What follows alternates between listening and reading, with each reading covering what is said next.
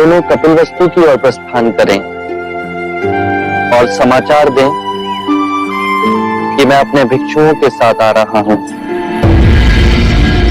अब कपिलवस्तु के घर घर में दीप जलाए जाएंगे। अमात्य, आप किन विचारों में खो गए? मैं तो हर क्षण बुद्ध में खोता जा रहा हूं। इतने शांत और सुगम, जैसे आकाश में स्वतंत्र मंडराते बादल। चिंता मारी, चाह मारी।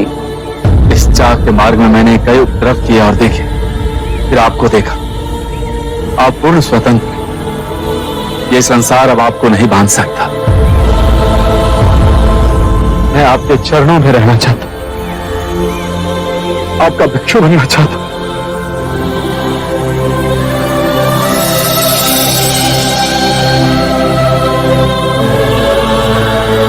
आप मुझे कपिलवस्तु में दीक्षा दीजिएगा। आपका भिक्षु बना तो मेरा जीवन सफल हो जाएगा। चन्ना, तुम भिक्षु ना बनोगे? मैं भिक्षु कैसे बन सकता हूं? मैं तो सारथी पुत्र हूं। नहीं चन्ना, मेरे परम सत्य के मार्ग में ना वर्ण भेद है, न जाति भेद। इन सभी भेदों को इसी जगत ने बनाया है। इन भेदों का परम ज्ञान से कोई नाता नहीं। तो क्या मैं भी? परंतु मैं चाहकर भी भिक्षु न बन सकूंगा। क्यों?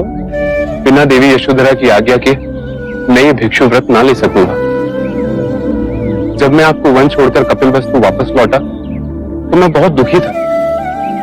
देवी यशोधरा ने अपनी पीड़ा को बुलाकर मेरे दुख को संभाला, मुझे दिन रात सांत्वना दी। वो महाराज और महादेवी की बैसाखी बनी, राहुल को मां और पिता का प्रेम दिया। मैं ऐसी कठिन परिस्थिति में उन्हें छोड़कर कदापि नहीं। मेरी इस परम सत्य की खोज में तुम सबका महान त्याग है। यशोधरा का मैं ऋणी हूं।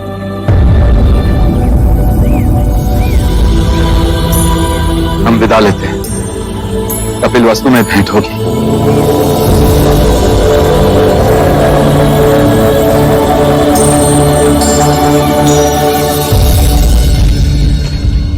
व्यक्ति भिक्षुक बनते हैं।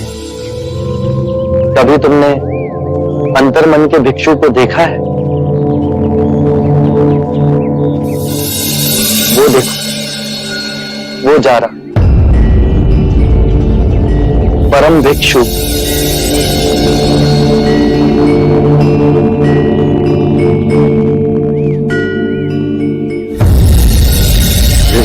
मदिरा रास लीला रंग भवन।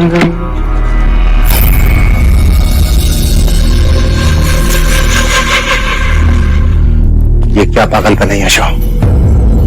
सिद्धार्थ के सन्यासी बनने की सूचना मैंने तुम्हें दी थी और तुम उसी का अनुसरण करने लगी।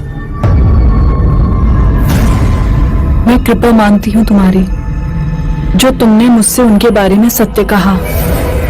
जो रहा सहा मोह था मेरे सौंदर्य को लेकर, अब वो भी समाप्त हो गया।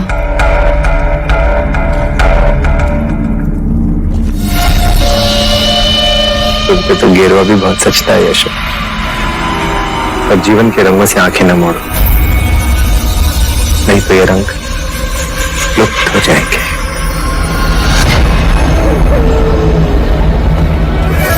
तुम्हारे भाग्य में महादेवी बनना लिखा है यशो।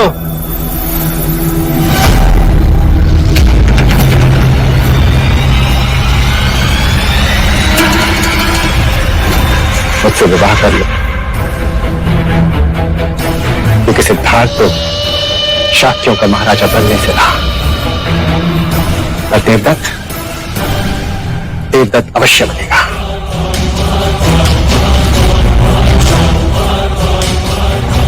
वही देवदत्त जो दिन रात तुम्हारे प्रेम की अग्नि में जलता है यशो। आयु बढ़ गई पर राजा रानी के खेल से मन नहीं भरा अभी तक तुम्हारा। और ये मैंने कहा भी नहीं। मैं तब भी अडिगी रहूंगी। बस केवल कपिलवस्तु के भविष्य पर रोना आएगा, जिसे तुम जैसा अयोग्य राजा मिलेगा। हाँ हाँ, सारी योग्यता तो तुम्हारे सिद्धार्थ में भरी है ना, सर्वगुण संपन्न। मत जलाओ अपने आप को प्रतिस्पर्धा में, मत करो अपनी तुलना उनसे। ऐसा क्या है तेरे सिद्धार्थ में जो मुझ में नहीं है? जब हाथी नगरी में चलता है तो श्वान केवल भौंक ही सकते हैं,